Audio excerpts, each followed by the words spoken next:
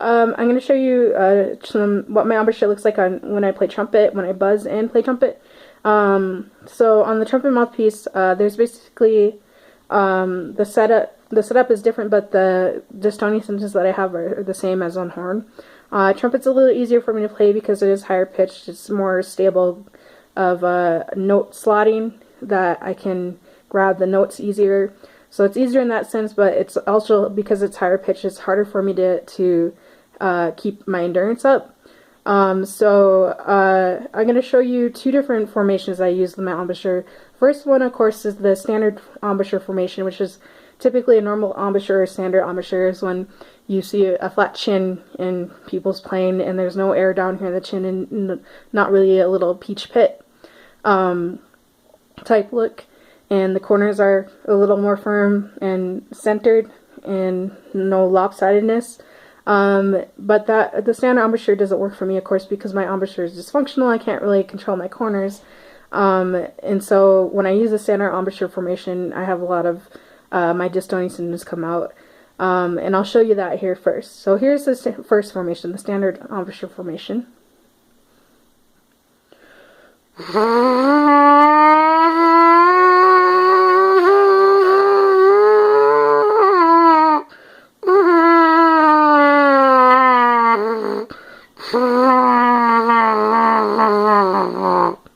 And there's an air leak right here.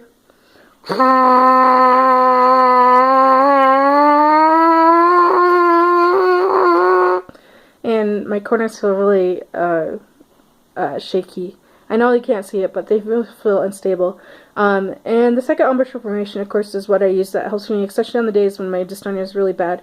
And it looks unhealthy, but this is what helps me the most, and it comes the most natural to me with my dysfunctional embouchure. So basically, I'm using, I have a little bit of air in my chin. It may look like it's a lot, but I have a little bit of air in my chin, and my corners are kind of using that as a crutch, as you'll see. So here's what my embouchure looks like when I'm normally playing with when I'm trying to play, and I'm having really bad dystonia. When I'm having a good day, it usually switches back and forth between the two embouchure types, because my muscles will feel good enough that I can play on a more stabilized embouchure. But then if I lose endurance or I start to feel shaky, then I have a little bit more air in my chin. So here's the air in my chin formation.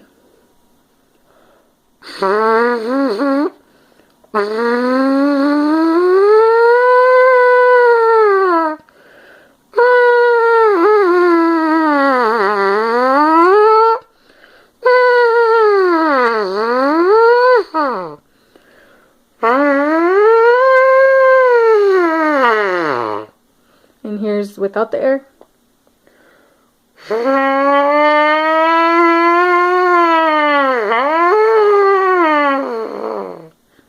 Okay, so here's what it looks like with the trumpet.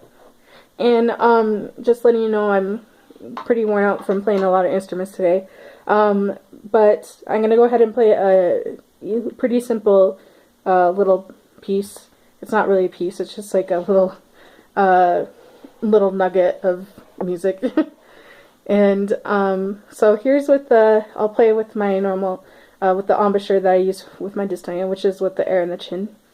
And I use what I call air puffs instead of my tongue, because when I use my tongue, I also have a lot of symptoms.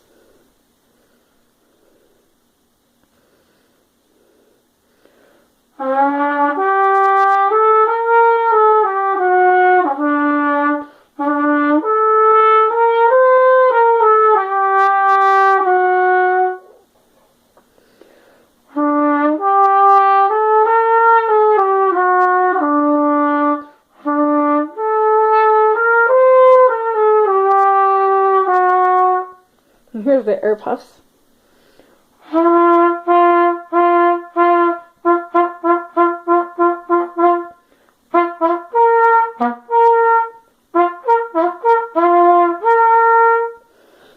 But if I take the air out of my chin and I try to use a more stabilized embouchure, for right now, I know I'm not going to be able to play very high because I don't have endurance, especially right now. But I'm going to go ahead and show it to you. So I'm going to try and keep my chin flat while I'm playing. I'm just stretching right now. I'm gonna go ahead and try to keep my chin flat when I play, and you'll probably see the difference in my muscles. It takes a lot more endurance, and it's really hard for me to control. I feel like I have to use a lot of pressure, especially in my mouthpiece, and you can even see my forehead. I'll probably crinkle up here because I'm using so much. I'm trying to hold it all together when I'm playing on the standard embouchure formation.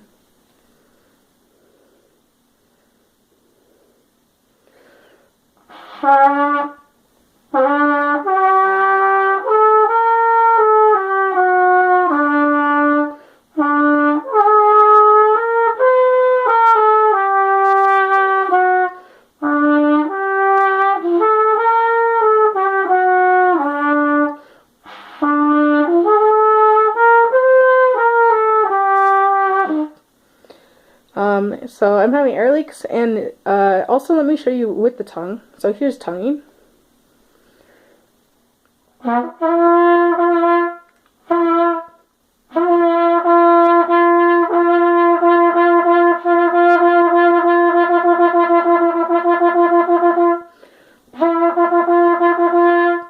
Which is fine when I'm playing on one note, but if I try to play my C scale, so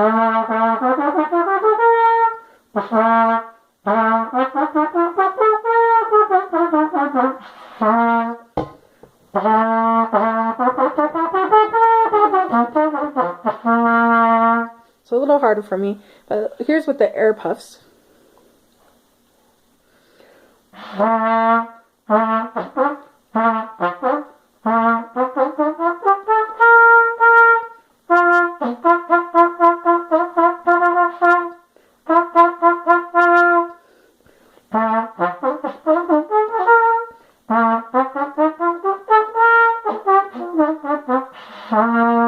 A lot of time is a little harder for me.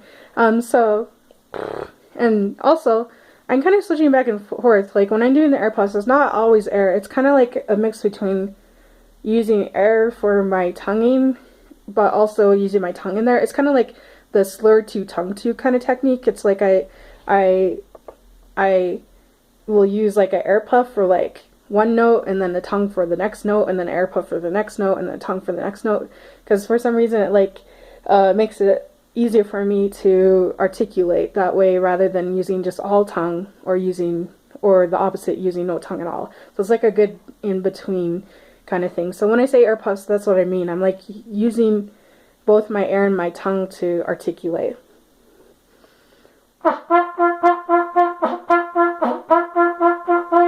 And of course it makes a difference.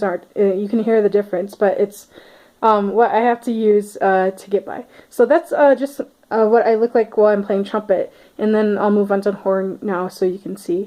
And I might, if I can get my trombone, I'll go ahead and show you that too. Trombone's my hardest instrument to play on of the brass instruments, just because of the width of the mouthpiece and how open my aperture is. Alright, that's all.